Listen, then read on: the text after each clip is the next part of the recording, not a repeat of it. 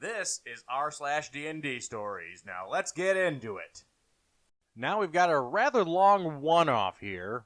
And, sorry, OP, but I'm not sure how to say your screen name here. So I'm just going to leave, I'm going to do what I normally do, just leave it down in the corner. But here is Dark Deeds on a Beautiful Summer Night. Now that I have some time to laze about, a memory of one old RPG session came to mind. I thought this might be fun to share it. From a systems point of view, it was an unholy hybrid between Dungeon Crawl Classic and Labyrinth Lord, because players and GM thought the whole atmosphere of DCC is awesome, while many of its mechanics are in many places needlessly overcomplicated. Ergo, the inclusions of Labyrinth Lord, because it can't be called complex, even if you are generous. As part of its atmosphere, the DCC has a charming rule of kicking off its campaign in what rulebook calls a funnel. What's relevant to this story is that this kind of session starts with lots of player characters. Each player usually gets to control something like 2 to 4 characters, so the overall head count of characters is usually a mob of something like 4 to 20 people. These are no heroes, often peasants, traveling rabble, tax collectors, and random demi-humans. And in a funnel session, they either go poking at something they shouldn't, desperately hungry and or greedy villagers decide to steal something from a tomb, or something that shouldn't be poked at visits them. As the GM, if you are not sticking to some existing adventure, you need to find an excuse why this big mob of not exactly capable people who are not exactly designed for anything remotely dangerous gets involved in some creepy mess. In that session, the excuse started with this particular group of ethnic people and a village whose lord, long live Lord Krushtolm, was demanding taxes they were not exactly able to provide at a year when adventure took place. Villagers seeing traveling groups of this ethnic people with some wagons and about 10 horses, and villagers themselves have just 2 half-starved horses and clothes and chests, suddenly they had this idea like, hey, those travelers do not have anyone who'd miss them, and they have this fancy loot. We need their things more than them. So making a facade of being nice people, they invited these particular people like guests, then betrayed and murdered them on a beautiful and starry white summer night. The bodies they dumped into a pile in a forest and started to sort out their acquirements. Chests, tools, a few silver coins, cloth, 10 horses. That's a lot of meat to survive through the winter. Supplies, food, water, pots of wine. Feeling high from adrenaline, adults decided to throw a small celebration. Stolen wine was drunk and their eyes closed. And the session started. When the adults came to their senses with a head-splitting hangover and a murky, slightly misty morning greeting them with sounds of horns, blood-churning screams, and a big, scary cavalry charging through their village. The attackers have big horses, armor, they scream, they know what they're doing, and it looks like pillaging is about to take place with villagers on the receiving end. Panic and chaos, running for their lives, players are given a fast choice where they run. Either 1, to the nearby forest, 2, attempt to hide in houses, 3, to the river, 4, fall to their knees and ask for mercy. 3, 2, 1, say what you choose right now.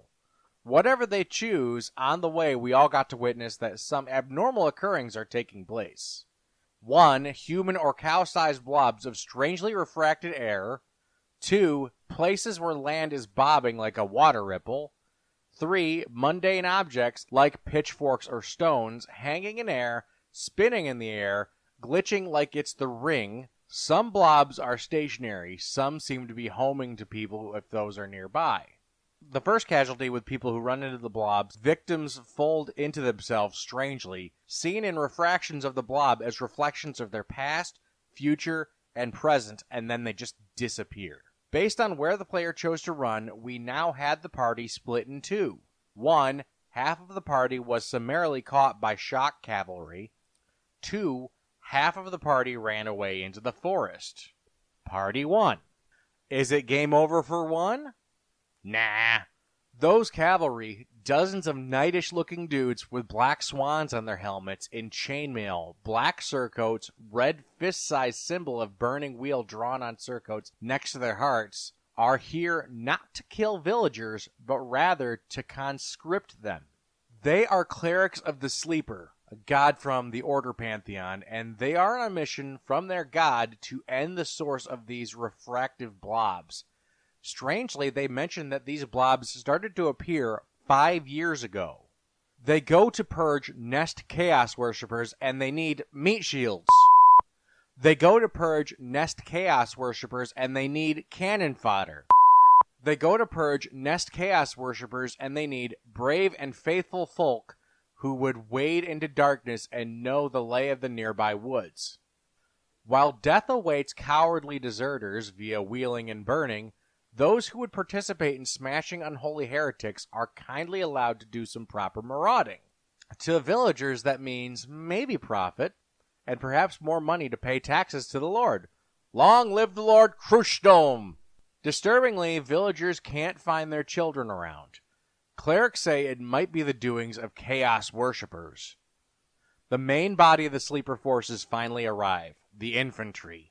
Some few are just like player characters, conscripted, while others are fanatics, and they march on to the stronghold of evil. Players had to play a role of local pathfinders to find this fortress, so they had a choice wherever to look for it for real.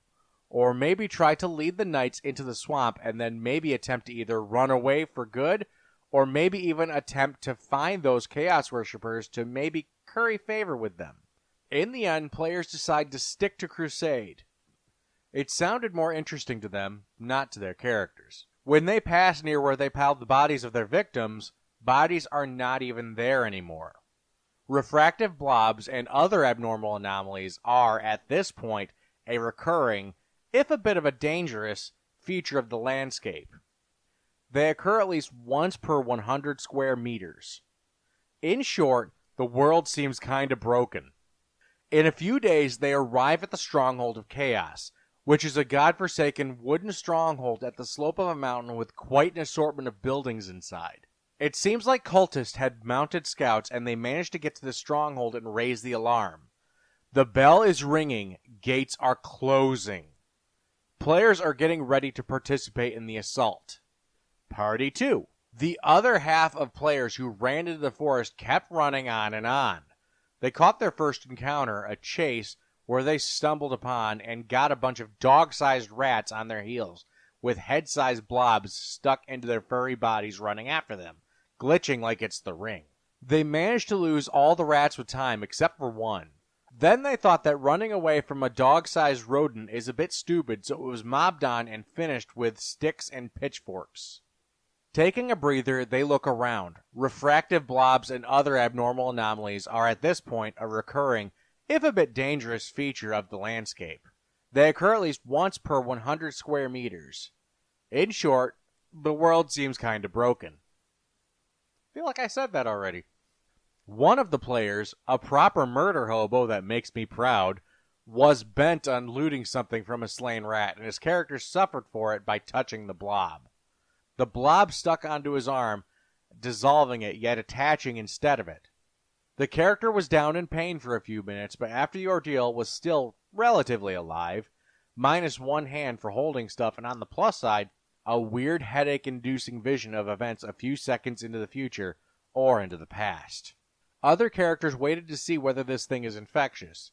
It didn't really seem like it, so possible lynching and quarantine was canceled for now. They think about what the heck they should do now. How they see this situation is that their village is most likely pillaged, sacked, and lost. That means they've got nothing to pay the Lord. Long live the Lord Cruchdome! They are summarily screwed, so they need to move out of state or think about becoming outlaws. They have some options. A few folks among the player characters know that in nearby woods there's a small operation of poachers. They have some connection to different groups of outlaws in the area. This has the potential of either upgrading the player characters into proper bandits, or getting the ability to move to the nearby state in a capacity that would not get you handed out back to Cruchdome's legal system. Long live the Lord Cruchdome!